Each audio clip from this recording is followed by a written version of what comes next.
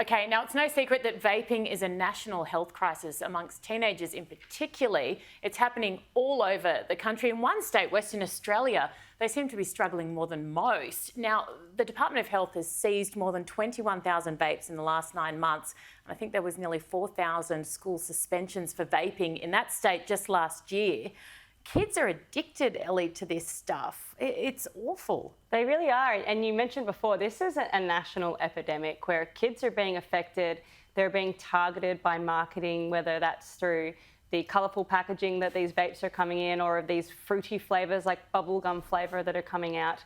It really is an epidemic, and we're seeing that 2 out of 3 vapes that are circulating our communities at the moment contain nicotine. And this nicotine is so highly addictive, and it's a gateway drug, and it can be very, very damaging. We're not entirely sure about the long-term damaging effects that vapes can have on our communities, but statistically what we're seeing at the moment is that they're incredibly dangerous in what seems to be quite an unregulated market, and they are everywhere at the moment. You know, we just saw how many have been confiscated recently. The laws exist, but there's just no enforcement of it. The gateway point, you make a really great point as well, and you work a lot with children, is that this is the first step. It's what it then leads to as well that's just as damaging, if not more. It is, and unfortunately, it's seen as very cool to be vaping. Yeah. And that's the thing, you know, the flavours like strawberry cheesecake. I mean, that's, you have to think that this has been directly targeted at the younger generation, like the teens and tweens,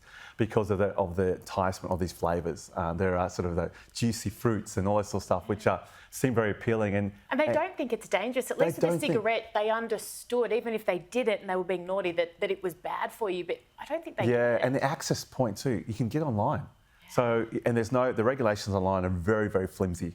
And I think you only have to tick a box to say you are 18.